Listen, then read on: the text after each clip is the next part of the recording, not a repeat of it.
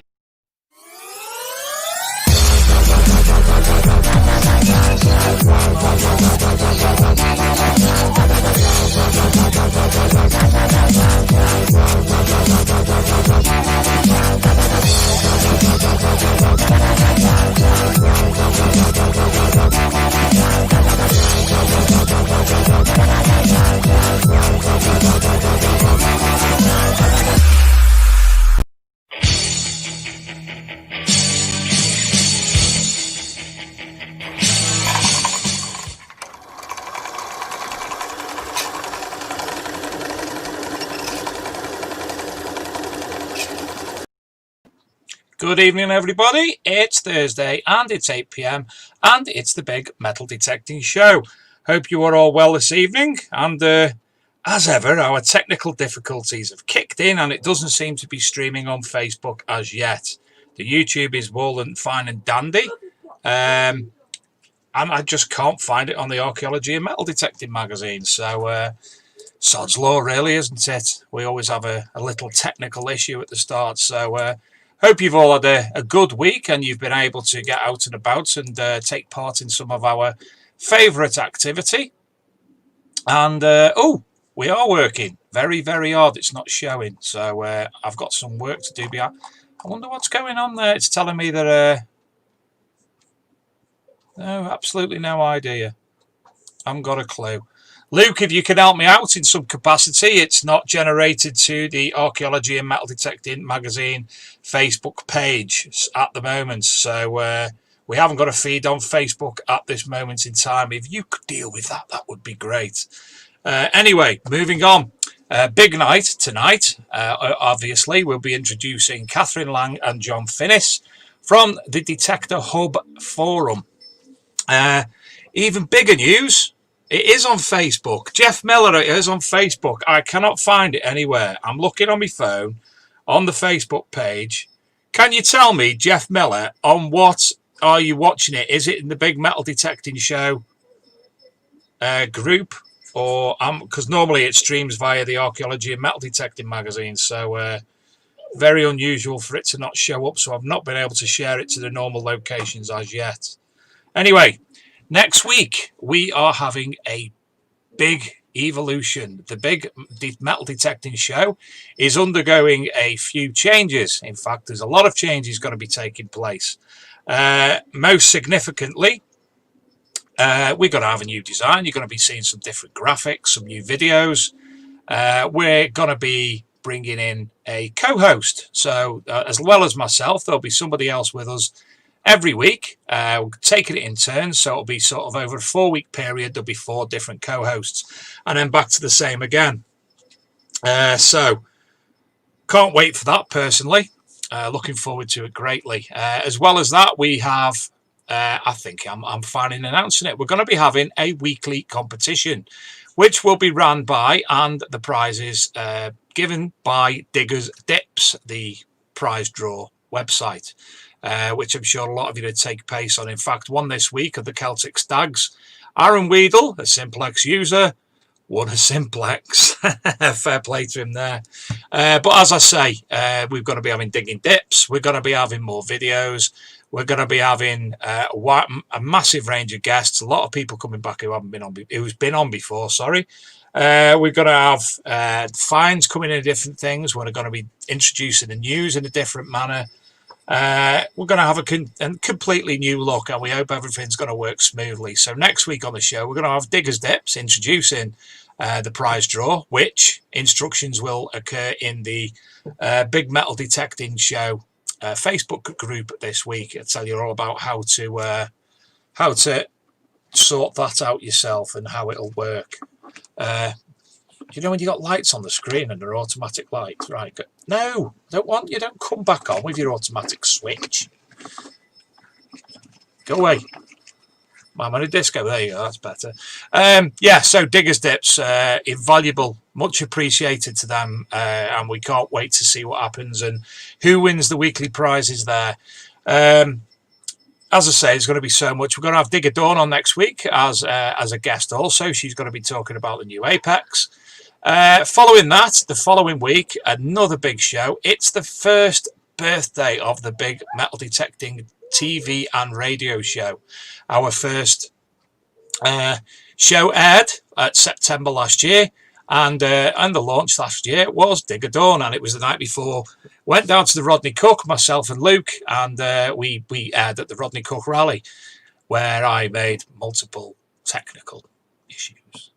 Anyway, so first things first, with our news, don't forget, as I say, keep an eye on the big Metal Detecting TV show Facebook group, because all the information is going to be in there.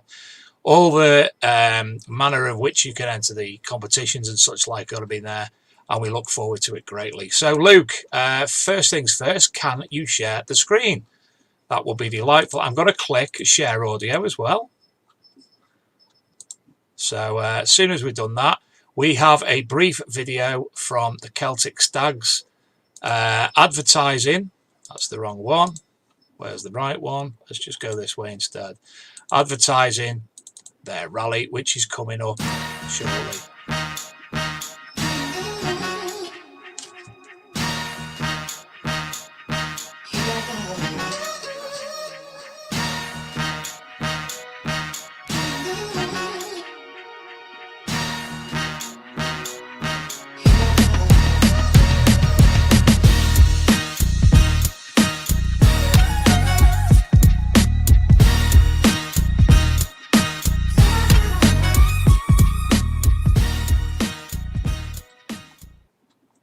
So, fine looking event. If you are interested in participating, please pop along to the Celtic Stags Facebook page, and you'll be able to contact them for regarding that. Would somebody be ever so nice who are in the big Metal Detecting Show Facebook group to share the link to this show that's on the Archaeology and Metal Detecting Magazine Facebook page, as I still can't find it, and then I'll be able to share it to all the places that we normally share it to that currently don't have a stream, sadly. I haven't got a clue what's going on. I'll do it this way instead. Anyway, next up, we're going to have a look at this week's finds in the Archaeology and Metal Detecting Magazine group. Thank you to all the people who have shared their recent images of finds, and here we go. So, which one's this? Let's start again, because as ever, I've left it where I shouldn't have left it. So, first up, Ian Jackson. Thanks as ever, Ian, for sharing your images. He had a bit of silver the other day, which is looking absolutely beautiful. Nice little badge of some variety, with on the reverse the stamp. So nice little find there. He's got a few finds actually this week. He's even got gold, which appears here. So he had a 1866 gold sovereign. First gold for Ian. That's Sky's dad. So well done, Ian, on that. Lovely find.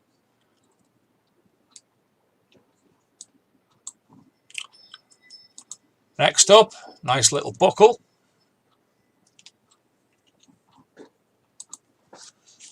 A bit of silver, which I'm not 100% sure what that is. Somebody will have to tell me in the comments, because as you know, I'm rubbish at telling things what they are. And this was another collection of finds. I think this is actually this evening of Ian's again.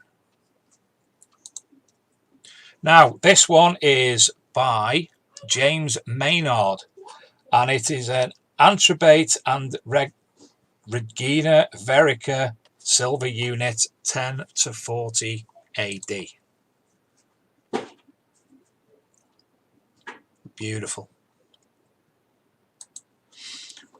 On to Jamie Evans, one of last week's guests. Back as ever. on the hammers, which he was talking about last week. And the reverse.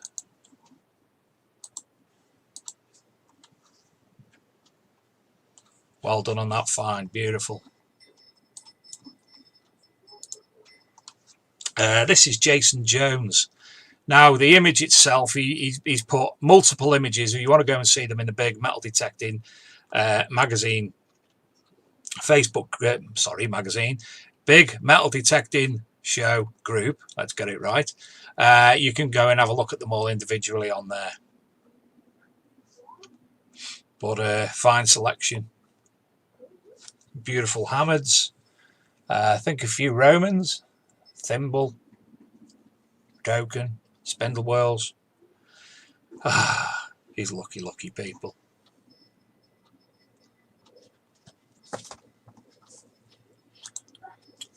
And this is another image of them all together. It's a lovely big, and I'm not sure if it's a can't remember the word is. There you go, one of them. Mine's gone daft. And these are of Cy Weller. So thank you to each and every one of you for sharing their photographs in the group this week.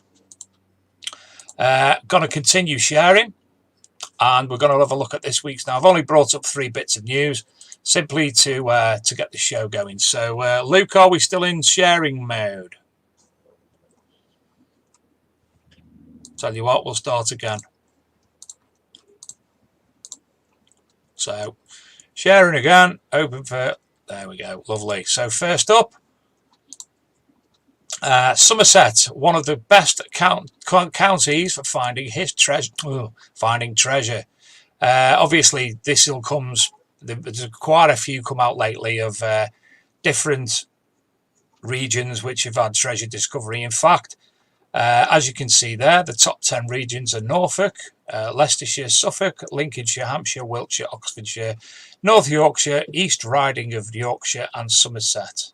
And there's a, oh, there you go, a Bronze Age gold ring. Look at that, isn't that gorgeous? A Napoleonic grenade. Wow, that is a good find.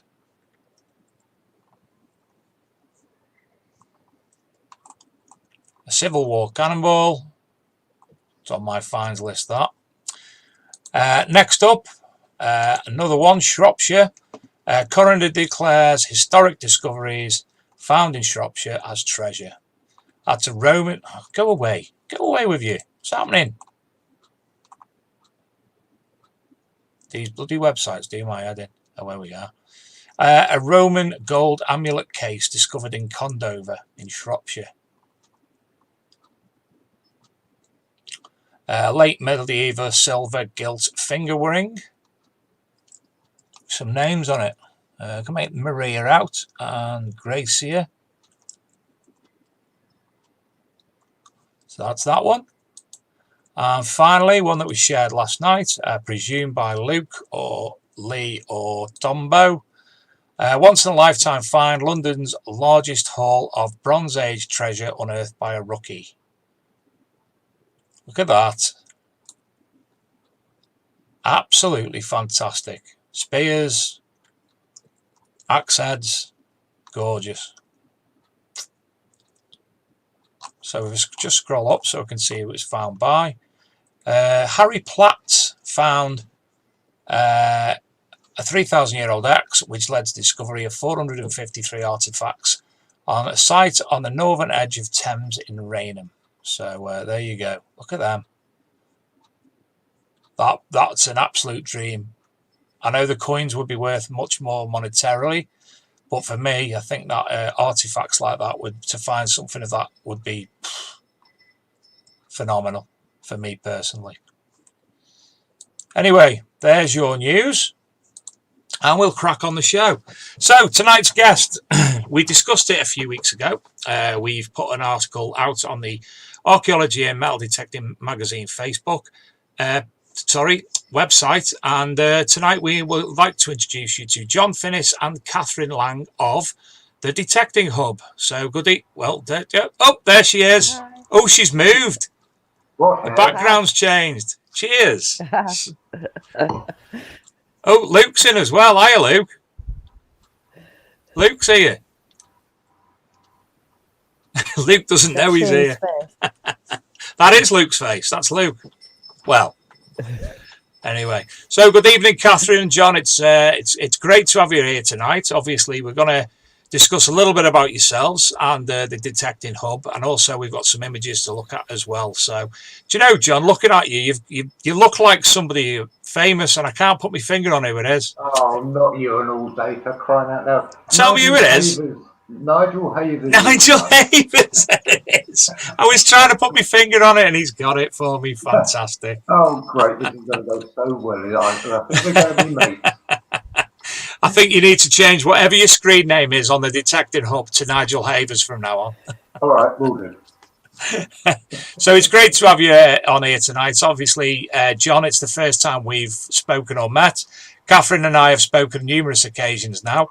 And, Yep. Oh, she can hear us and she's speaking. We had a technical issue there before and screaming children, apparently.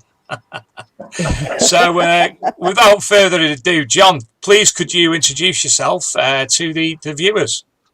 Yeah, sure. I've been detecting now for 3 years, that's all. But they've been 3 very intense years. I'll go out at least twice a weekend. And in summer, in the evenings when I can get there. So you're talking about thousands of hours already. And I just thoroughly enjoy it. I was given a detector, one of these generic Chinese Okey-Dokey 2000 things, that 30 quid off eBay, whatever it was, as a present. And I went out and within 10 minutes I bought a 400i at the garage. Within half an hour I bought a Deus. And the rest is history. Absolutely, and I love every second I'm out there. So Catherine, over to you. Can you introduce yourself to the viewers? I actually thought I was really young, but I've actually been detecting longer than John by the look of things. I've been detecting 4 years, which isn't very long compared to most people. I started off with a Euro race and lasted 5 months with that, and then I've moved to a Deus. And basically, I detect around Oxford and the whole Oxford area. And again, addicted, same as John. I think it catches you quite quickly, doesn't it? That's the problem, this hobby. It certainly does. Absolutely. So you've recently released the Detecting Hub. What were the reasons behind the launch of Detector Hub? Should I answer that first, John? Is that all right? Yeah. Basically, we left another forum, and we just found that we looked at lots of other forums. You're either a forum person or you're not, and I think that's probably the case for most people. I'm on a lot of Facebook groups, and I think probably most people are as well. But I looked at a lot of the forums that were available, and none of them quite worked for me fully. And so basically, I work with Bruce, and we both sat and thought, maybe we should set up our own and do something a little bit different. So we wanted something that was a little bit more modern in terms of look and feel. And we wanted to make sure it was something that was still family friendly, but allowed people to have conversations in a way that you could keep longer term. So something like a forum does that, which you can't quite get with Facebook. So the two are quite complementary. But I think something like the Detecting Hub is a way of making friends and getting to know people and bringing in real experts. And one of the things the Detecting Hub has is experts in absolutely every area of finds. So if you want to find out about a particular thing, or you want to get an answer for something, then what you will do is you will find that some of the experts on there will probably give you an answer within minutes, if not less than that. What you said about the conversation, the area being kept for a period of time, I've never thought of it in that sense. Obviously, you put something on Facebook, and if you're in a big group, within an hour, it's confined to the realms of history. Obviously, on the Detecting Hub and other forums similar, your conversation's there all the time. So I've never actually thought of it in that sense. Yeah, there is that, but there's also the fact that you can always search the database on a forum, which you can't do with Facebook. Mm. Yeah. So if you've got to find that, for example, supposing it's a George coin, a George III, for example, you can just type in George III and all the threads which are referenced to George III will come up, and you can further refine that. So it gives you a hell of a resource, really, for researching your own song.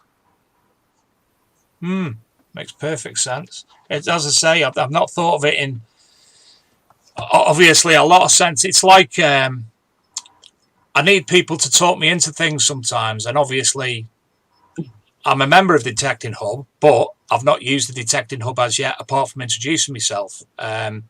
So yeah, it's a fantastic idea. I know there are ones that have been running for absolutely years, some forums.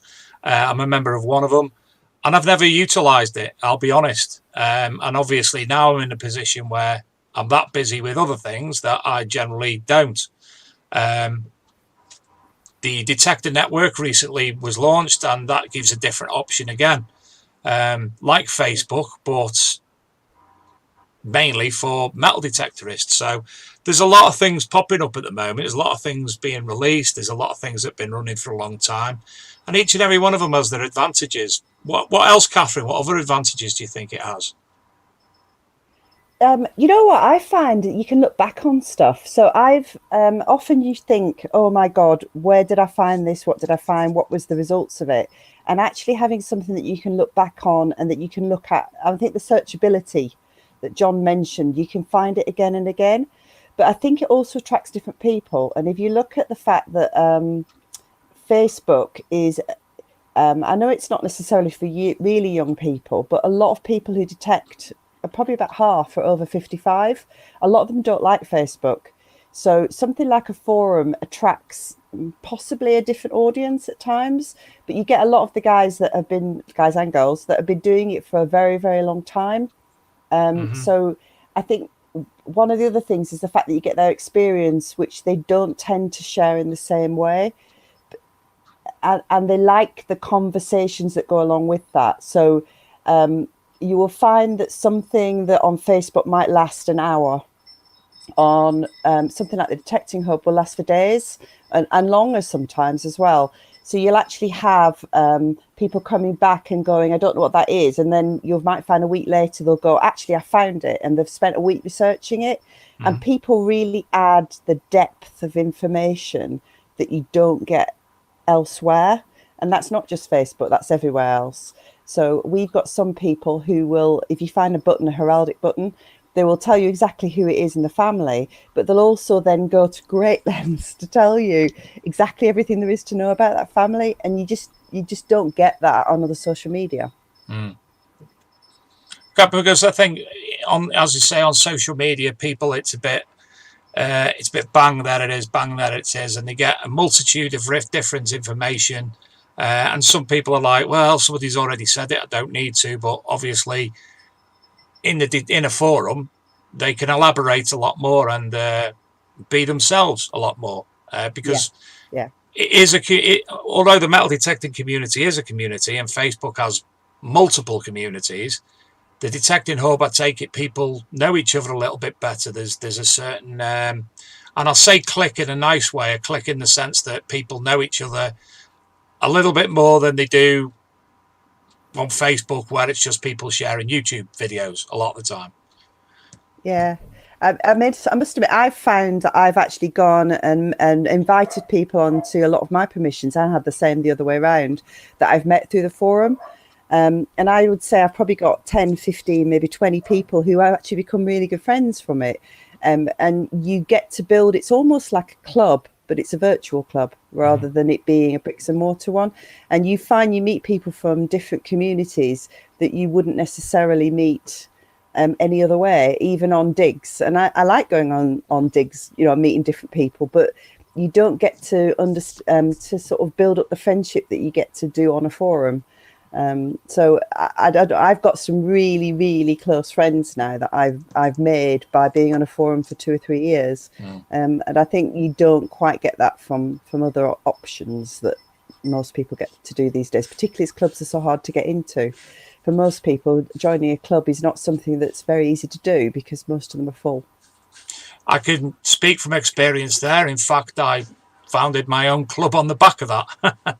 The local club you couldn't do, so formed Tempest with a couple of friends, and that went from strength to strength, and it ticks over nicely now. We don't do anything as such. We don't have the meetings, obviously, because of lockdown, but it's there, we're there, and we all know each other. So, yeah, it's... and I think that was better actually doing that than joining a group and being the new boy and having to build up trust, etc., etc. But I think everybody who came to Tempest at the second meeting, because the first one was a founding meeting, but the second meeting after that, the people who came to it, I'm still friends with each and every one of them, even though I haven't seen some for a while. Still text them and see how they are. So yeah, it's I like our little club. What about yourself? I was going to call you Nigel then, but I won't. For you, Dave, I'll be Nigel all night. I can't help it now. It's there. Carry on, Chet. So you've, I take you, obviously, you were one of the founders of the Detecting Hub as well. No, I wasn't. I was elsewhere at the time, and I was on a forum for which I will be forever grateful to it, because it taught me a lot. It gave me a lot. It gave me some very good friends. But then time changes, you change, they change, and you decide that it's not quite what you set out to do, put it that way. So you decide it's now time for change. And not to mention, but incidentally, running a forum takes an inordinate amount of time, which you give for nothing. And I kind of wanted my evenings back. So I left where I was. And then somebody called me. Anybody in particular that we know? Not 1,000 miles away. And everything went back to the way it was. Thank you so much. It's worth every second. It really is. So no, I wasn't the founder, but more than happy to help out, because these are two very good people. Friends that I made from the other place, and I have made very good friends by there. And it seems stupid not to do it. So my evenings are now gone. Never mind me. Well, I'm hoping Luke's going to run a banner along the bottom of the screen in a wee while with the email address to the Detecting Hub. Well, he's showing you now, obviously, on the screen. So I think it's going to be very simple to find. In fact, if I jump on there, it's the detectinghub.co.uk. So don't go yet, because you'll miss the show. Go later or go tomorrow. In fact, Luke said, hide your password, Luke, hide your password. So Luke's logging in now, and he's got it wrong. Luke's forgot his password. Is it not saved? Luke, is it not saved? He's gone now. Hiding. I'm just going to jump to one side for a moment. One thing I haven't done is say hello to the people in the comments room tonight. So to Nick West, to Rick Hill, to Facebook user, I wonder who they are. Scott Holden at the Detecting Network, Pomsey Metal Detecting, Darren Booth History Unearthed, the Divi Detectorists, Jeff Miller, Harry Long, Boo Yardy, Ben Davis, Nicola Roberts, Dominic Tomschick, Tom Trussell, Anna Lank, Ashley Kodowski, Jeff Jones, Detecting the Past, Dave Paul, William Hargreaves, Nicola Roberts, have said that I think, but hello anyway.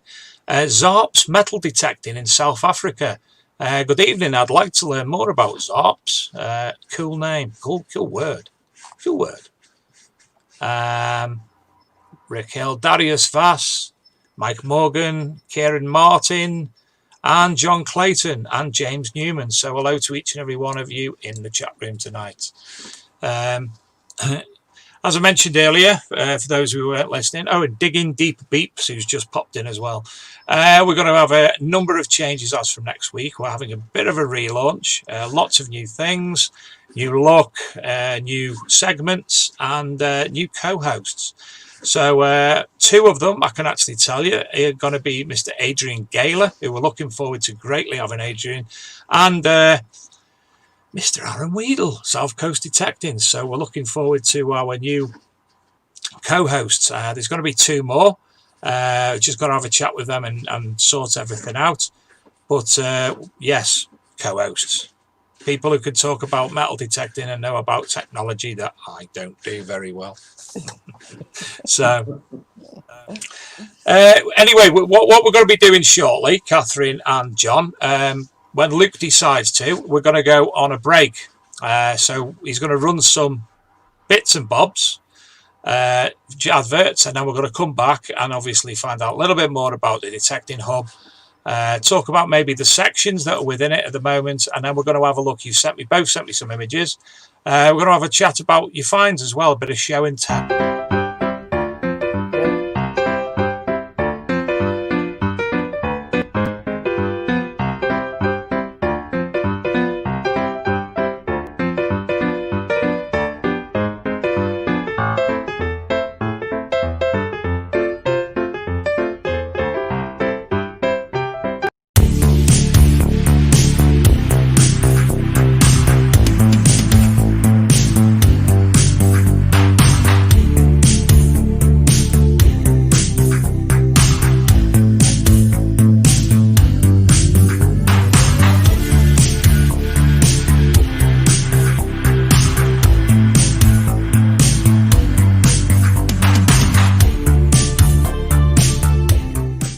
I'm Dave D, and you're watching XP Team USA.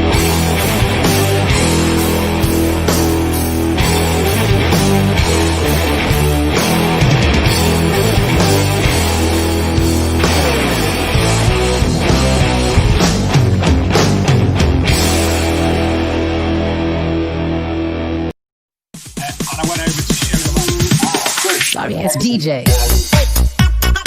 I think this is what people or toy shop a little bit too about the situation. I think whatever you actually been involved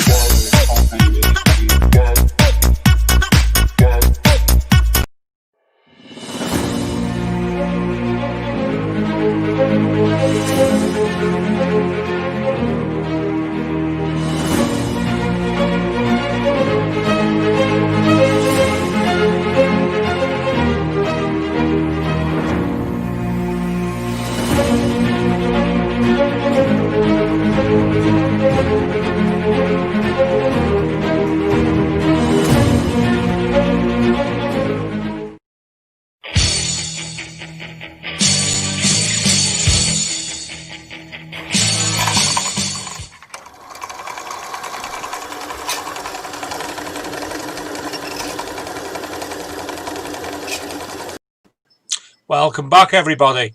Now, one thing while you're all here that we would like to mention is that in the new and future episodes of the Big Detecting TV show, if you would like to put a short video together, i.e. you're going out detecting and you want to do a minute's video of the finds, or if you want to interview somebody in the field about their machine, anything that you can think of really that fits in with the show type and you want to send it along to us, we'll be more than welcome, more than able to include them into the show as fillers.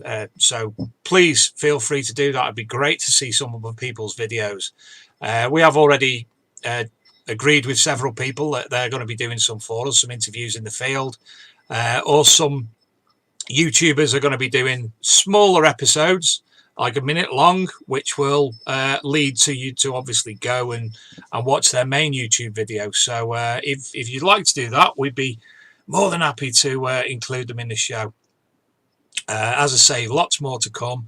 Thank you as well to the Detector Network, who, because I'm usually so busy on a Thursday night, Scott includes that this show on the Detector Network for the viewers via there. So hello anybody watching on the Detector Network. As you can tell, I'm floundering over my words. I'm absolutely knackered. I really am. Now, I've been going to the gym. Now, for those of you who know me, I'm fat. I'm 21 stone and I decided to get fit. And there's a new thing open locally to me called Hit Zones, which is a singular machine and you do 25 minutes, 3 reps of 7 different exercises on the machine or the ropes. And last night, for the first time in 25 minutes, I did 500 plus calories and it damn near killed me. Not only that, I'm sadly working on my own in work on a 2-man job this week. So I'm running back and forwards, up and down, left and right, spraying things with a thin tin door between myself and the 76-degree oven. So the sweat's dripping out of me and it's just all catching up on me a little bit. So hopefully next week I'll be a bit more weight. In fact, I'll have a very, very strong coffee before the show, let's say. So anyway, let's bring back John and Catherine.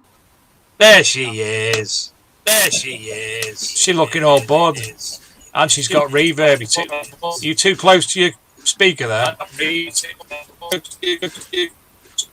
Go back a bit, Catherine. Catherine. Catherine. Woo, Pat! I don't know what he's doing. Go backwards. Go backwards.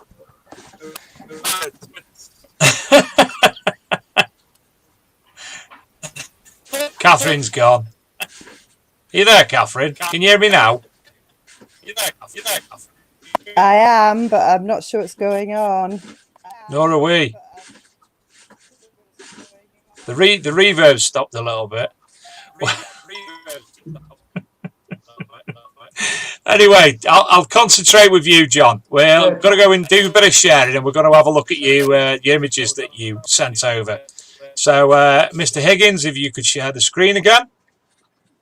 Yeah, get rid of that Catherine type. She's trouble. She's always just no been good. Trouble. Nope. So, John, tell us about your finds. This is obviously an axe head. Can you give us a bit more info on that? Well, it is. I mean, when it first came up, I was absolutely stunned. I thought it was probably a bit of casting weight, but a big lump, obviously, because I found loads of casting weight everywhere.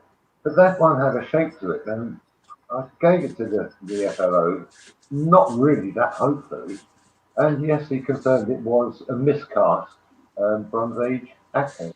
Fantastic. So a miscast's rare in comparison to normal axes? Well, they're not as common, put it that way. I mean, you will find them in founders' halls. You usually find good stuff, but they're usually broken. Or they're votive, of course, and they get broken on purpose. But this one was just basically a cock-up. And it was just a delightful find. I think it's got lots of character. I mean, you can see from the surface there, it's photographs. Yeah. And I really like it. I really do like that. Yeah, it's beautiful. We wouldn't kick that one out of bed, certainly. No, absolutely not. I mean, it doesn't have the patina or anything to it, but it is what it is, and it's 3,500 years old. Yeah, lovely. So next up, now that is beautiful. That is, if I could find the rest of that brooch, I would die a happy man. I could tell you that. It is beautiful, and the thing of it is, we just moved out, and I lost it. And I was gutted. That thing is so tactile. It is beautiful. It's so well cast. You can see it's crisp. The casting is so very well done. It's obviously high status. And I lost it. Or at least it didn't go into the finds cabinet, and I couldn't find it there. And then I had an email from my Flo 2 days ago. She said, "Your brooch book is ready for collection. It's been drawn." Thank God for that. I cannot tell you how happy I was. Are you able to tell what the carvings are on it? That's a horse, and it's from a cruciform brooch. Right. and that's quite indicative of a cruciform. And unusually, you can see just above the eyes. At the very bottom, you've got the nostrils. Look above that, you've got the eyes. Just above those are two ears. Oh, right. Just above, if you go Yeah, slightly yeah, up, there you go. yeah. There's Yeah. your ears. At first, they thought it might be brows, but they're not their ears, and I've not seen another one like it. You can see on the side view, you can understand that a lot more better. Again, it does look Yeah, like brows, but then again, it does look like ears. yeah. I would go with ears on that because brow doesn't quite make sense. Why would you have that gap between the two? Yeah. But it's a lovely, lovely thing, and I can't wait to get it back. Mind you, John, I can't draw, so if I put eyebrows on something, it could be anywhere. And some of the modern day teenagers' monobrows that they put on is, again, What's that all about? like McDonald's, big letter M. Well, if that's fashion, you can keep it. So what was a nice little coin? Yeah, that was off a market site. Now, my permission, my first permission, well, my best permission, where all the Roman and Saxon stuff comes from. There was a market there, a medieval market, and that is an Echo au Soleil coin weight, and that's the Right. only thing I've come up with myself on that site, apart from a few hammers. There is nothing else to indicate that there was any kind of trade going on there whatsoever. But the reason for that is that it had been previously detected. And the people who came up from London, a few Urbis by all accounts, that came up to do it, they only did the moated farmhouse and the market field. And they must have cleared it off. And of course, if they said farmer, they tried to think. But then I wasn't expecting too much. So I went up into other fields, and that's where all the Roman stuff and the Saxon stuff came up. So they clearly missed that one. Do you know what I like about it the most, John? Have you ever heard of the term pareidolia? So cool. Pareidolia is basically if you get a piece of toast and you toast it, and Jesus Christ appears on the piece of toast, or what looks like Jesus Christ, that's called pareidolia. That's the simplistic way of explaining it. And you know, I can see so many faces on here. I can see a man's face there with the helmet on. I can see another face there. I can see another face there. And looking at it at this size, there's just so many little intricacies that give the impression of something else. It's fantastic to look at. It's a lovely little thing, but I think you've got a thing with faces, Dave. I mean, I'm Nigel Havens. You're seeing all sorts of things. What is it with you and faces, mate? I've no idea. I think it's a game I play. If I could sit in the middle of town at a coffee shop, watching the world go by, I'll have a similarity to every person who walks past. Yeah. Best game in the world. Yeah, people watching, love it. Love it. Ah, my first hammer. Rosie. Yeah, God bless it. That was in the middle of a paddock, which was my landlord. I rented at the time. Yeah. And my landlord, when he found out that I was detected, said, "I'll come up and do the horse paddock." I mean, you're talking about a quarter of an acre little area. Yeah. Wasn't expecting anything. And the very first time I did it, up came Elizabeth I, and I was absolutely delighted with that. He was a good-looking man, was Elizabeth, wasn't he? He was. Bless him. What a fantastic... I think my first hammered was Elizabeth, found over in Shropshire, and it's got nothing on that. It's, you know, it's very dark. You can't see the... I think what gave it away was the flower as opposed to anything else.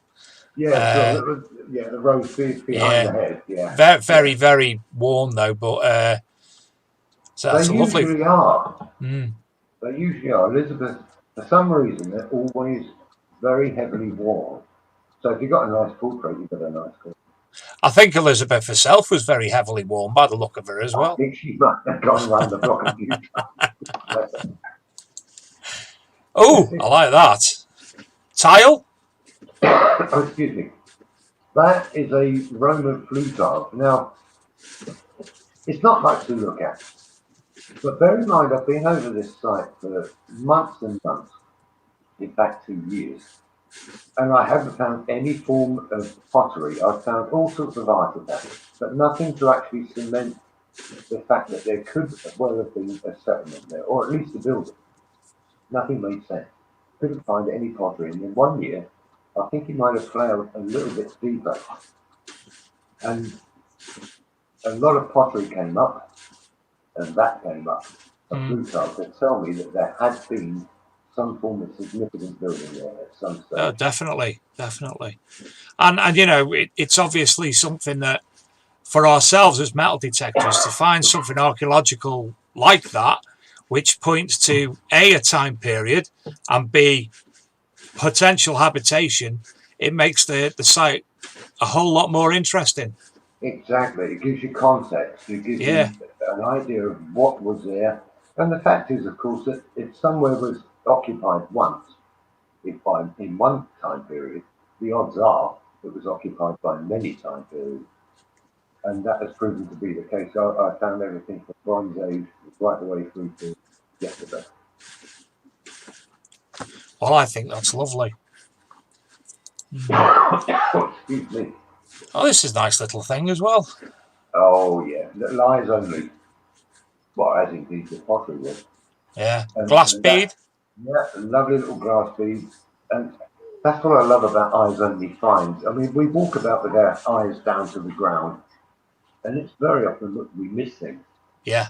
And I would have missed that were it not for the fact it was right next to the hole that I was digging tin foil or something. And that was lying right next to it.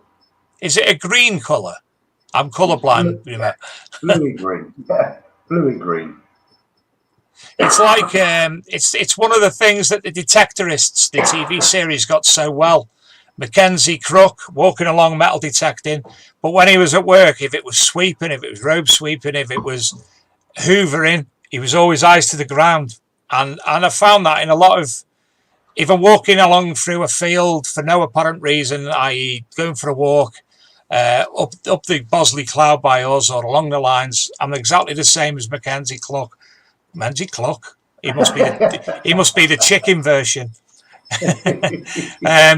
And yeah, I've found things. Even when I take the kids down, there's a local site of special interest called Dane Inshore Pasture on the River down here.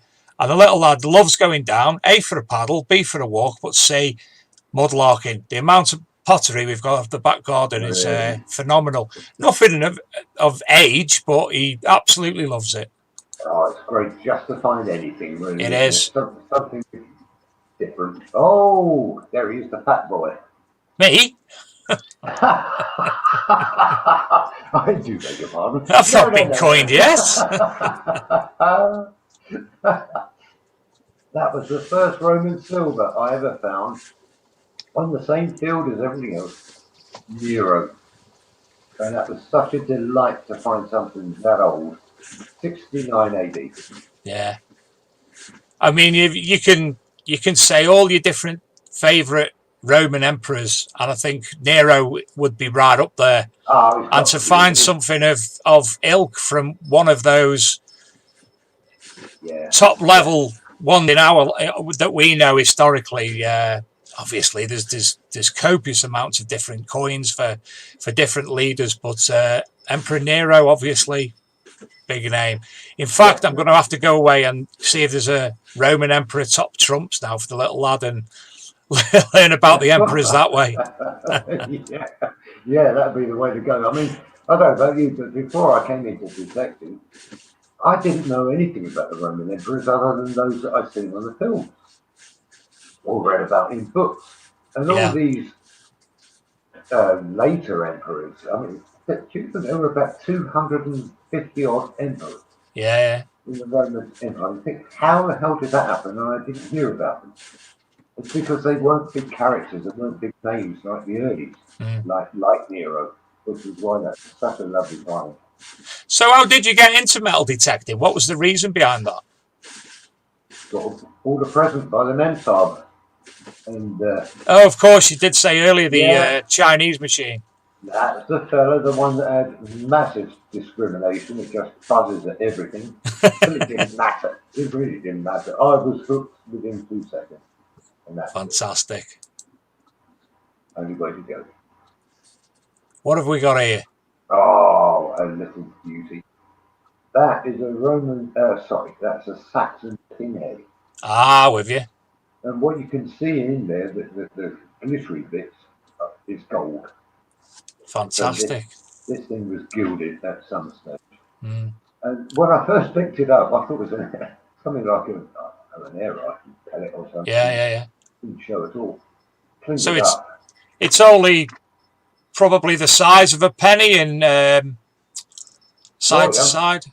Not even that. I mean, the scale on there, it's just about, 10, 12 mil wide. Yeah. That's it. But it weighs an awful lot for its size. Solid bronze, it's an absolute beauty. Mm. I found others, but that one is exceptional. Yeah. Oh, hello. There he is, the boy. That I found before I virtually knew what I was doing. That was the first find. One of the first finds was the Garrett 400i, and it's a statuette of Mercury missing his head. Ah, right. And in his, as you look at the screen there on the left hand, he's holding a money bag, and that's the fella. And then his right, he's holding the caduceus. Head missing, which is a shame. The interesting thing about this, apart from the fact that it's a Roman statuette, and I found it on my commission, is that normally he's found and he's stark naked. It's Really? very, very rare for Mercury to be clothed, and he is. But as you can see on the image, unfortunately, he's suffering from a bit of bronze disease. Yeah. Do you know, when I looked at it, first of all, before you said who it was, I actually thought it was St. Christopher with a child on his shoulder. Yeah, I see what you mean. Do we know what this is on the shoulder area? Yeah, that's the caduceus. Right, so it goes all the way up. Yeah, carrying it like a rifle. Yeah, that's complete. That right. Is, you can see that the intertwining, starting down by his hand, it goes up. That's it goes up and down. That's not broken. That is actually complete. It's just his bonds that's missing, which is a shame. And he actually stands up by himself as well, which is nice. Brilliant. Oh, that cool. I thought it was a lovely scrap. I honestly did.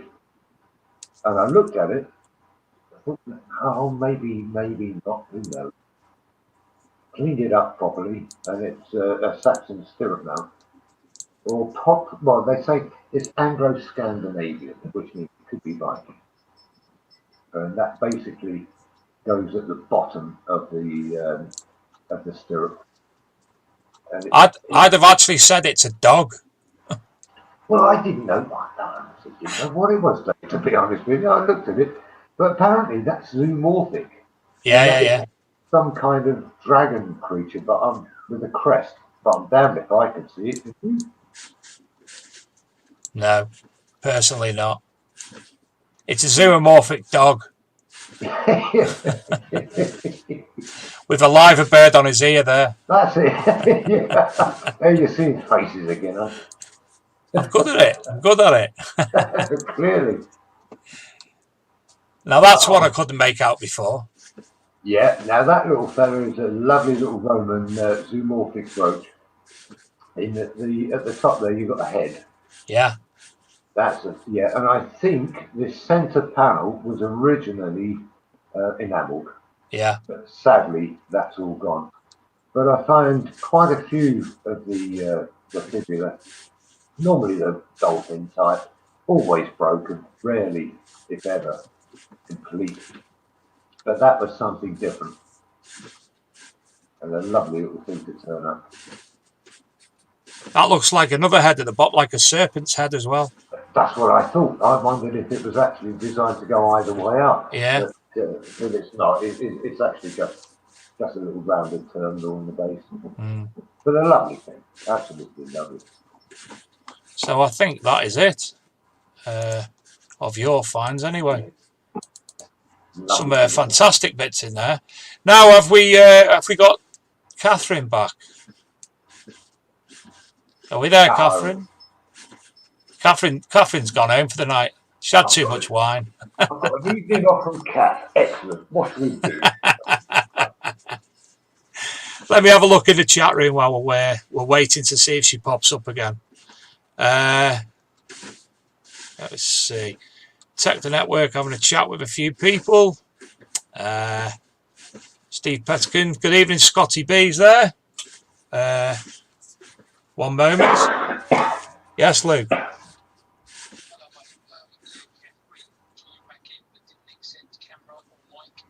Right. Right, yeah. I'll leave it with me and I'll message you now. Look at me. I'm on the phone to Luke. Won't be a minute. All right, Paul. See you in a minute. Catherine's made a technical issue. She popped out. She tried popping back in. But unfortunately, she didn't allow.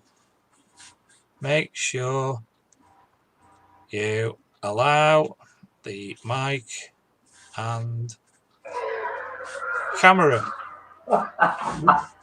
I thought she was a bit bob on with the technology myself. Hiya, Sky. Sky's here. Ian Jackson as well. Ian, we showed all your finds before. Fantastic number of finds this week, both for your silver and your gold. And Steve Pettigrew, good evening to you as well, sir. I hope you're all very well in there. We've just had a look through. Well, we've got tonight John Finnis and somewhere in the ether, Catherine Lange from the Detector Hub, which is a new forum. Hoping that Catherine will be brought back in momentarily because I've just messaged her to tell her what to do again. She's probably gone to bed at this point and wrote it off as a bad experience. But we've got John anyway. John Finnis from Detecting Hub. I'll get there. See, half my program's gone now, John. I can't talk about her finds because I won't have a clue what they are. Well, you're after quality, mate, not quantity. Absolutely. You've got quality. So tell us about some of the sections within the Detecting Hub, what we can actually find if we go there. Well, basically anything. It was one of those things that we wondered when we started off, should we have every section filled or have something in it? But that's unrealistic. And it's also good to have people join in and contribute and see a forum grow. Because we are new. We've only got 170 members or so, which will change, I hope. But they're quality members and they will contribute as well. As a result of which we've got, in the Roman section, we've got a guide to identifying Roman coins by one of the members who knows an awful lot about Roman coins. Mm-hmm. So that's just one. The ID section is one of them. It's a social thing as well. You're encouraged to talk about anything metal detecting related. Have a chat. We've got a place for that. If you want to talk about pottery, bottles, non-metallic stuff, and various eras, stories that you might have, anything at all, we're open to it. And the thing is, if we've got a forum that doesn't suit something that you might have, then tell us, and we put the section in, if it's popular enough. Beach is one that we're talking about right now. We're talking about, is there a place for beach detecting? Is it popular enough? Well, at the moment, we only have one or two that do beach detect, but no doubt there will be more. But yeah, we'll add that in as well. You just go through the metal detectors bit there. We're keeping that simple. There are more metal detectors, that obvious. But it can become too much. So we just keep it. Do you know, John, you've just mentioned something which it's popped up considerable amount of times over the past couple of weeks that I've noticed, and that's about beach detecting and where you can and you can't metal detect. And obviously, if it's to do with if it's owned by the Crown Estate, there are the rules and regulations behind doing that. I think we're going to have to put something together on the website regarding that. But it's what have you done much in the way of beach detecting yourself? Never once in my life have I stepped foot on a beach. No, I'm sorry, it's just not for me. I know it's very important to many people because that's one of the few places you can go to without direct permission to do that. Yeah. On the Crown Estate, provided there are no triple SIs or any other restrictions, then you are free to do that. And as you mentioned earlier, getting into clubs, you formed your own, which is a great way to go, and it's the only way to go for many. They cannot get into clubs. The only places they can go, they can't get their own permissions, or they say they can't, so they go to beaches. And it is a very, very important resource for people to do. But you've got to have the right machine, of course, or at least when it's wet, you've got to have the right machine. But yeah, it is a very, very important resource for people to use, to go to use a detector. Well, one of our regular viewers and future co-host, Aaron Weedle from South Coast Detecting, I think predominantly most of his detecting is on the beach. Personally, I find it very, very difficult. I can't comprehend what's going on the machine. I'm not the greatest in the way of technology machine. I must admit, a few weeks ago I went to Prestatyn and took the Simplex with me, and it would have been a better experience apart from the fact that the tide came in so quick. But I didn't find anything, but it didn't make the same noises as other machines have. No. I just couldn't get. I can't. It doesn't do it for me personally. No. But you know, if I'm on holiday on the coast, you can't find anywhere that's, you know, you've asked a few farmers and they've said no. The beach is there, even if it's just for a few hours of solitude. Exactly, and a few wrinkles. That's about the most of it. I mean, there are people, and I do know them, who make quite a bit of money from it because they know where to go. Yeah. They see the cuts, the colour of the sand, etc., etc. But yeah, the newbie coming in isn't going to have that kind of knowledge. So, but it gives him somewhere to go, and he gets that. Okay, it might only be a wrinkle, but it's a signal and it's something you can do. And hopefully that will then generate more interest. And we will go on then to become a good detector. And as we say, the likes of Aaron, other people who go to the beach regularly, they know it. They know the tides. They know the best places to go, as you say. They know the sounds, the tones. They know the discrimination. They know how to set the machine up. And they enjoy it. And as you say, some of them have found multiple gold rings, platinum rings. You know, it's phenomenal, some of the things that I've seen found on the beach. But yeah, me and beach detecting doesn't happen. No, nor me. Although it is tempting when, like, one chap I know bought a Knox 800 and had it paid for within 3 months. Really? By 20,000, yeah. But then, fantastic. He knows what he's doing. Christ, never enough. Oh, I only ever find crushed up pop cans. Yeah. Have you ever found gold, Dave? I've never found gold. I've found silver, a few pieces of silver, but I've never done the gold dance yet. I'm trying to lose some weight so the gold dance looks better. Look forward to seeing it. Back over in the chat room. Hello to John Titchin, to Stan's lad. Boo Yardley, sorry, that moved when I was reading it then. Boo Yardley, Luke's account's now activated, so if you want to show any pictures on there, Luke, you can now. He's sorted that out for you. Detector Network have been asked, are they having an app? I asked this, it's all going through the process of getting sorted. It's taken its time because of obviously COVID-19 and everything else that's going on. But one thing that there's that Catherine lady. But one thing that you can do, if you are on Google Chrome, in your top right, if you're on your mobile phone, in your top right-hand corner, you press the three little dots above each other and press Add to Home Screen, and you can automatically add the Detector Hub to your home screen in that way, as you'll be able to with the Detecting Hub as well. So for me personally, that means I'll actually be using it more so in the future. Catherine, welcome back. We missed you. I'm so sorry. I had to compute my computer and everything. It was being difficult. Well, John didn't say anything about blaming you in any way, shape or form. Well, we've had a nice chat anyway. We've spoke a bit more about the Detecting Hub. We've looked at John's images, and now it's time to look at your images now you're back. Excellent. Hope I stay back then. So share my screen, jump into images, and come back on to see if the screen is shared. There we go.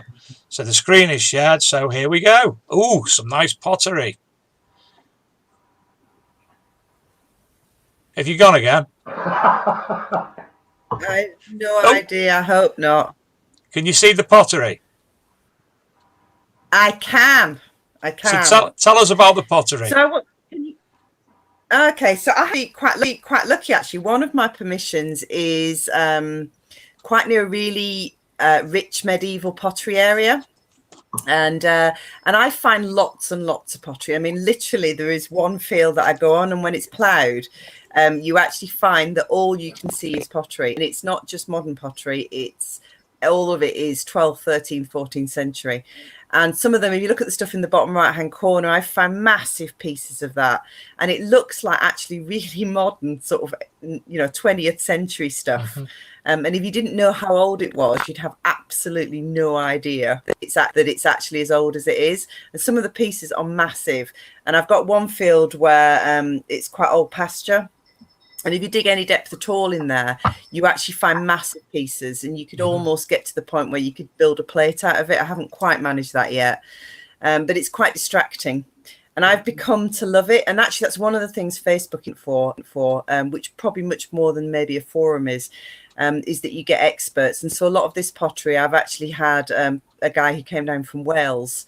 And he went and he came on this field and literally got carrier bags worth of medieval pottery. Wow. In about an hour. And some of the stuff out of it was phenomenal. But one of the things the forum did do was give me, I've got one piece of a base of a Roman beaker. And that was immediately ID'd by someone on the forum, which was lovely. So it sort of adds that extra depth to the metal finds that we have as well. Well, when you are looking at medieval pottery, and if you do need any help on that, if you look up Paul Blinkhorn, medieval pottery specialist, who used to be on Time Team, He's on Facebook, and I'm sure he'd be more than happy to have a look at that, definitely, or any other future pieces that you'd like information on, because he is number one. Medieval pottery, fantastic. Yeah, he actually was one of the ones. He's one of the ones that ID'd my stuff. So he's on a medieval pottery group on Facebook. Right. Yeah. Him and quite a few others. They're really brilliant. The amount of time they give is phenomenal. It's really good. So next up we have half a plate.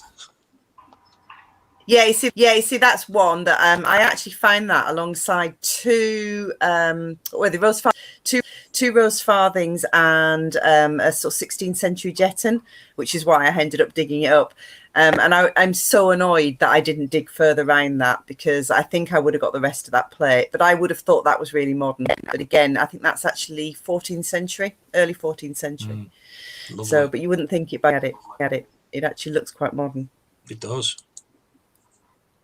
Tile? Yeah, so part of another site that I have, there's a lot of medieval buildings that were knocked down. So there's a deserted medieval village there. And so these are all, again, 14th century, some 15th century. And they're actually these are actually from two different fields. So it just shows you some of the buildings that were there, and obviously something looking out for. Not what I was doing We do like your You can hear pottery. me all right.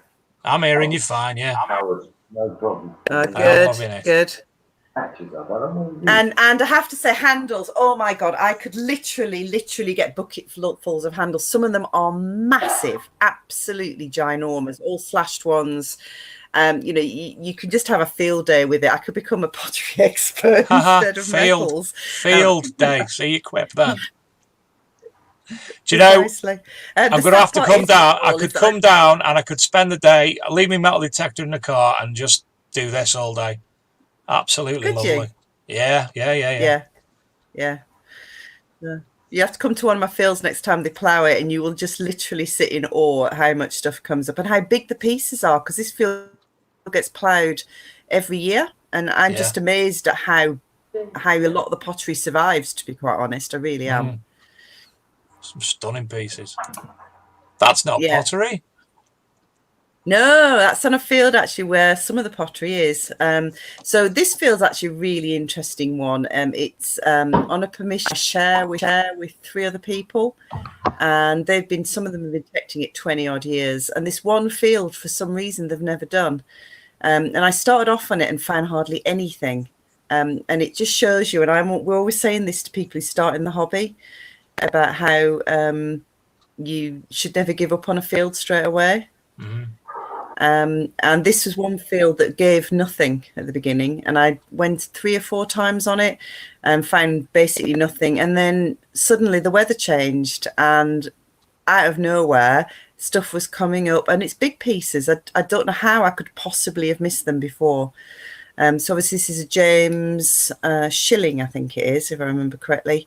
And it came up, and there was actually a couple of other quite large coins around it as well. 1603 to 1625.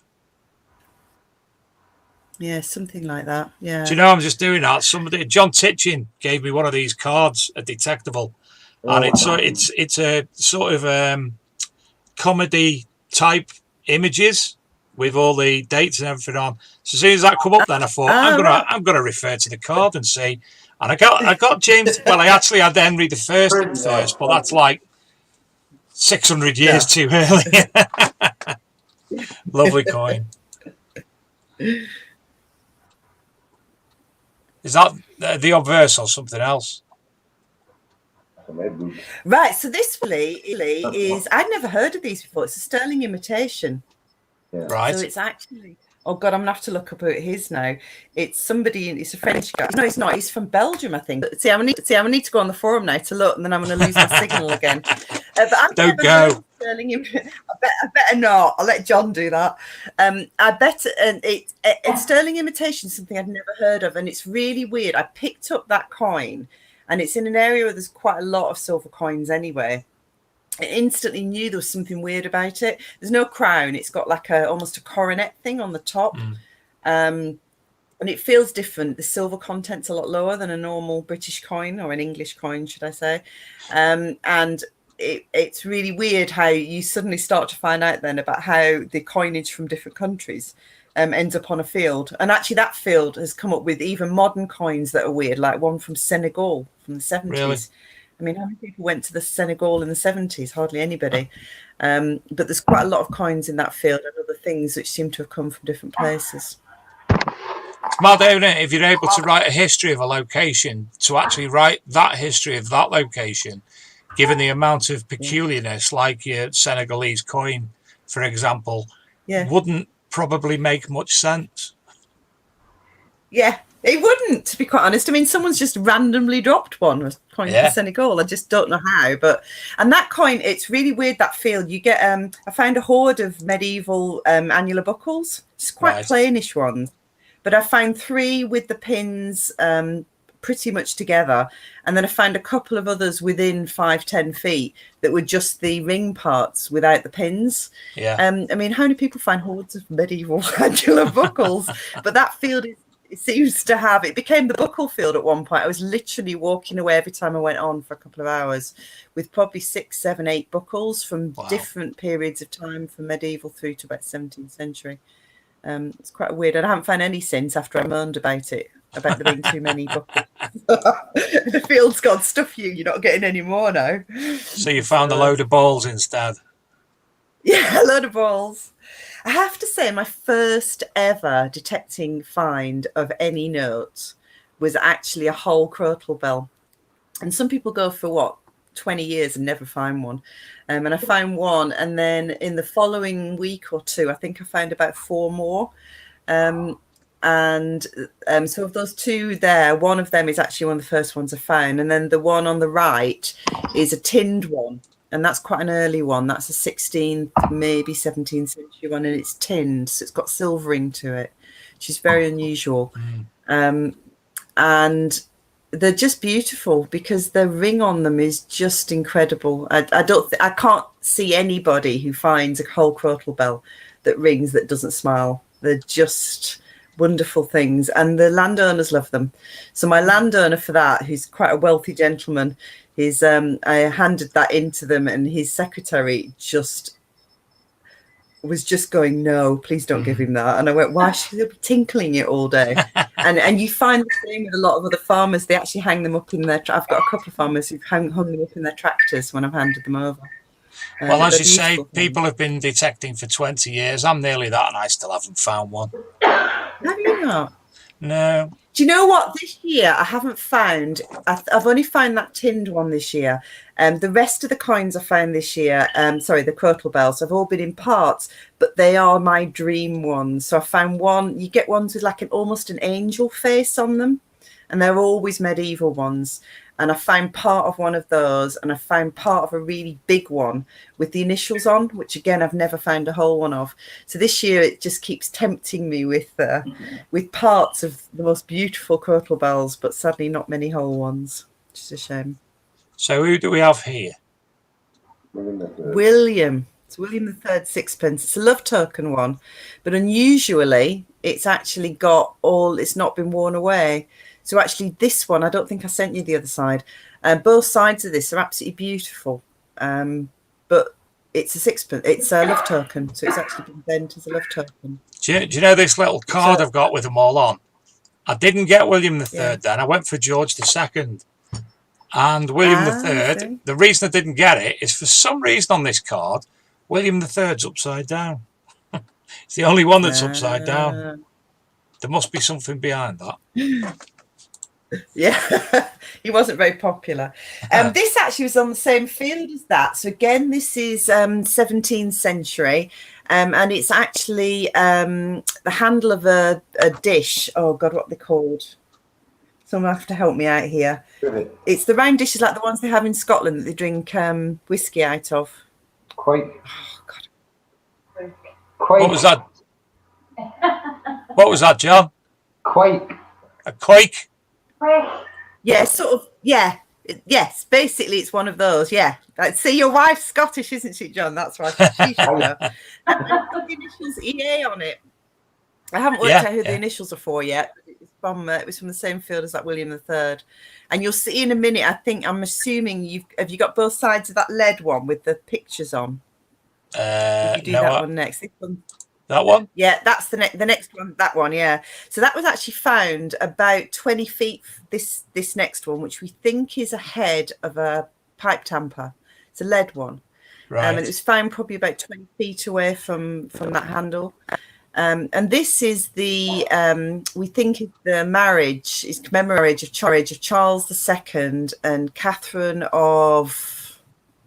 Can't remember her name now. That's going to really annoy me.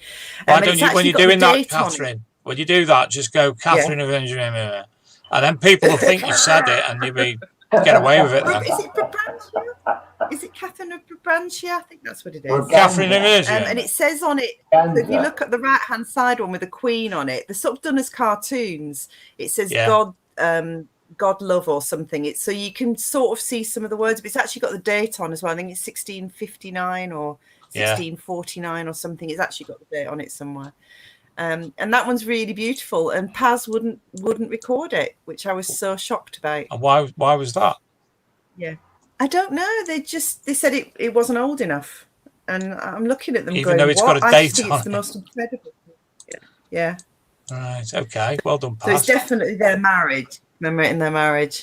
And the whole area is really Civil War. So this is again the same field as those, and it's not a very big field. So this is William, yep. William Yes, the Third. get in. Third, yeah.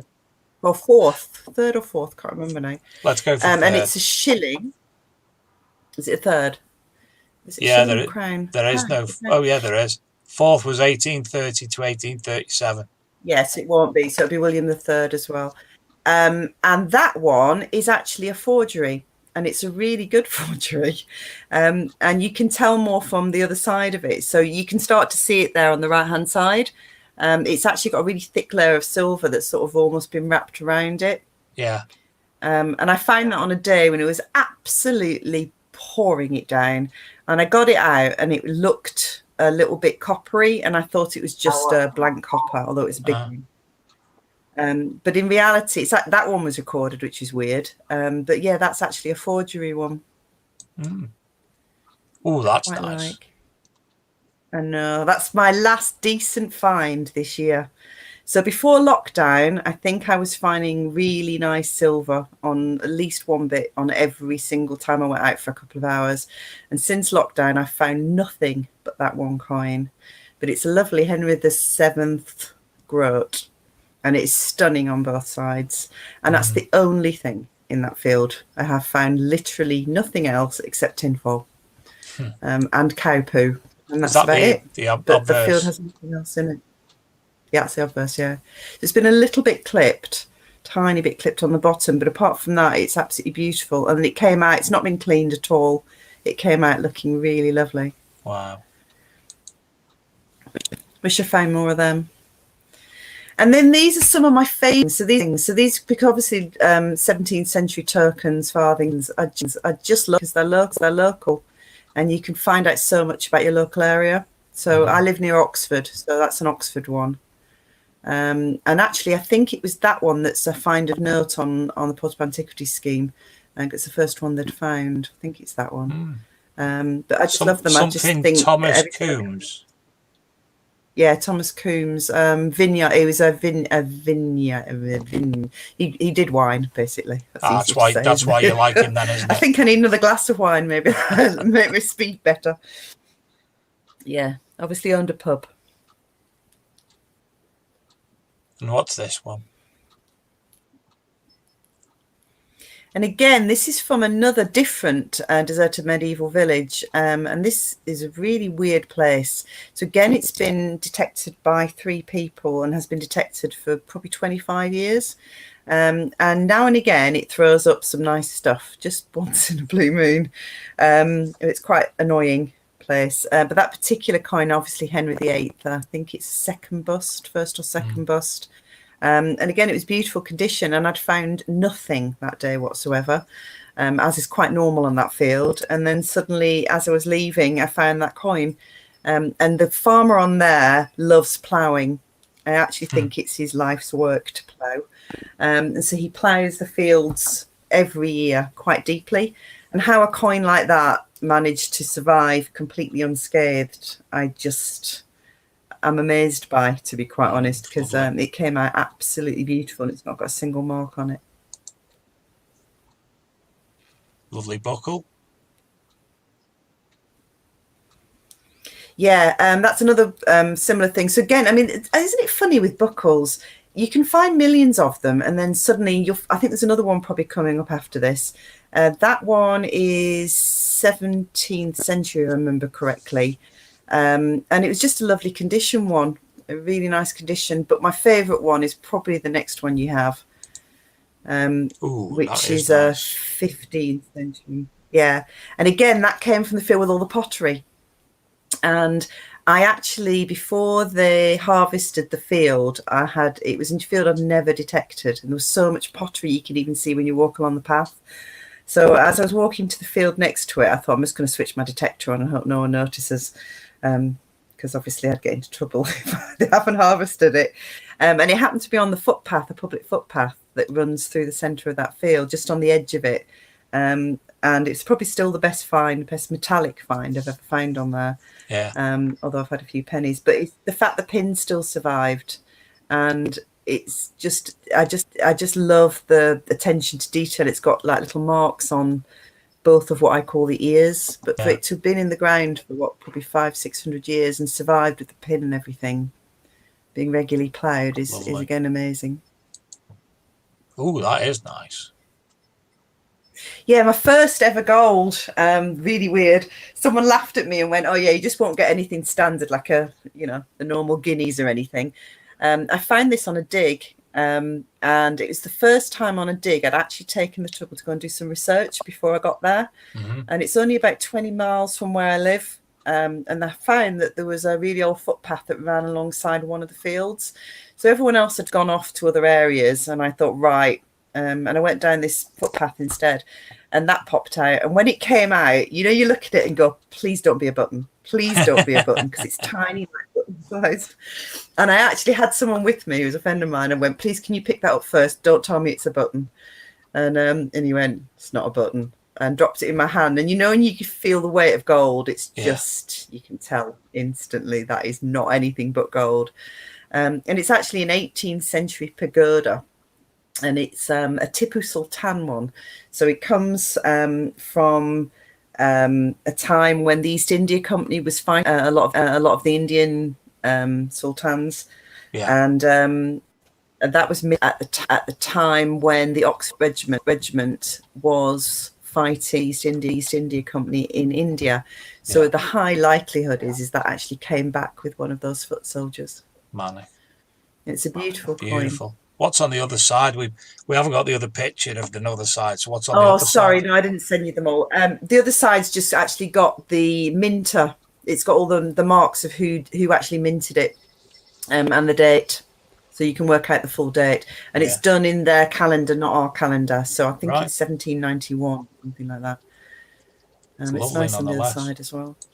Well, thank you both for sending them this evening. Oh, there he is. He's back.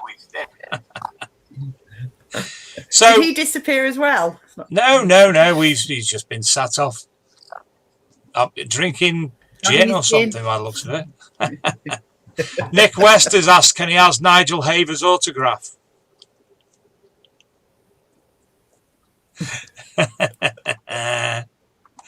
Anyone else new in the team?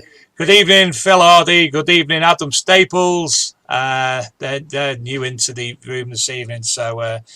So before we go, nice people, let's sell the detector hub. Not actually physically for money, but let's sell the detector hub. Why they should join? Well, if you want to, is it me or you? Are you going to lie or shall I? You go first, John, as it sounds like you want to talk. Okay. Yeah, if you want somewhere nice and relaxed to come, where the rules are, we do have rules, so I think we'll allow certain things we want. But if you just want to come and talk about detecting, then come to the hub. Over to you, Catherine. Right, I would actually say just go somewhere that's just different, and you just want to just give it a go, just give it a try. It's really weird. We have more women on forums than we probably have elsewhere. So particularly if you're a woman or you've got young kids or you want to get into stuff in more detail, just what is this? You actually want to know more than that. Then I would actually say we're the right place for you. Are you wondering why we're laughing? Go on, why are you laughing? Because you keep breaking up and it sounds like Eminem. Going to get me decks out in a minute. You know what? We've got super fast broadband. No, you haven't. And I've made all the kids go off a little bit of computerized equipment in order to try and get a decent signal, but it doesn't want to play ball tonight. Sorry. Hello, Rick Landiker, the Fat Fool, and to Scotty and Kimmy DeBay as well. They've just popped in as well. So I love it when someone makes me laugh on here because I lose all track of everything. It's usually Julie and Evan Hart who usually gets me the best. So, and last week I was getting attacked by killer Daddy Longlegs, and he seems to have come back as well tonight. So, well, it's been an absolute pleasure having you both on board tonight and telling us all about the Detecting Hub, showing us your finds. Absolutely some stunning finds to look at. So, appreciate that. Catherine, before we go, or before you go, because I've got a bit of the last minute things, but before we go, is there anything else you want to add? Just go and join, have a look, just see if you something that you fancy having a go at. And it's free to join, and we think that you'll probably get some great chat from us. So it's just worth having a look. Marvellous. Thank you very much, Dave, by the way, for having us on board, as I haven't said. You're more than welcome. You're more than welcome. And John, anything you'd like to add before we go? Yes, mate. Well done coming up on the year. Much appreciated. It's been multiple technical issues. But it's I've spoke to some fantastic people, I've met some great people, and sadly coronavirus hit us where it hurts, and we aren't able now to actually meet up at the big events that we were going to meet up at and speak to people face to face. But other than that, it's been a great experience. And of course, we'll be hopefully learning a little bit more about that in 2 weeks on our birthday episode. We're probably going to have phone-ins, so anybody who does want to pop on and say hello in a couple of weeks' time, you're more than welcome to do so. Well, behind the scenes, we'll be send you a link if you contact me and Luke, and you can come on and say hello. And then obviously, if you feel fine and dandy during that show and a couple of minutes on the show itself, because some people don't like the feel of actually coming on the show and chatting, they think out of the comfort zone. But as I'm sure John and Catherine and all the other guests who've been on the past will say, it's just like talking one-to-one. You don't realise there's other people watching. So, yeah, there you go. Yeah, that's true.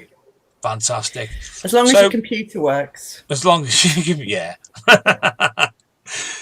So next week, ladies and gentlemen, please don't forget, we're going to be a total different look to the show, a total different feel, lots of new segments, and we'll be having Digger Dips on. He'll be running a competition, and that'll be running hopefully weekly thereafter. But for next week in particular, there'll be a launch on the show of that. So keep your eye on the big Detecting TV, or what's the Facebook one? The Big Metal Detecting Show Facebook group. And anybody who wants to enter how the competition works, we don't know at the moment. That's going to be down to Chris and the team. But if you want to enter that, obviously do so. And then obviously pop on here next week to watch the live draw. Additionally, we'll have Digger Dawn on next week. We'll be talking all about the new Garrett Apex. So we're looking forward greatly to that. So thank you, John. It's been a pleasure to meet you. And Catherine, no doubt speak to you in the near future. It's been a fantastic night. Even, your rapping style, got it down to the ground. Eminem's got nothing on you. Dr. Dre's got nothing on you. Nigel Havers, it's been nice to meet you in person and not on Coronation Street. So from me and from Luke, thank you again for popping on tonight. Thank you to everybody for watching. Please do come back next week and the following week. And don't forget, 10th of September, have I mentioned this yet? Virtual Detectable 2. Just in the process of setting that up, but we'll be having Virtual Detectable 2. She'll send you the link to the first one, John. So again, thank you everybody for participating tonight. I'm Dave Sadler. This is the Big Metal Detecting Show. We are from the Archaeology and Metal Detecting magazine. Him up there somewhere, that's Luke Higgins. And from us both, thank you and good night. Thank you, everyone. I'm Dave D, and you're watching XP Team USA.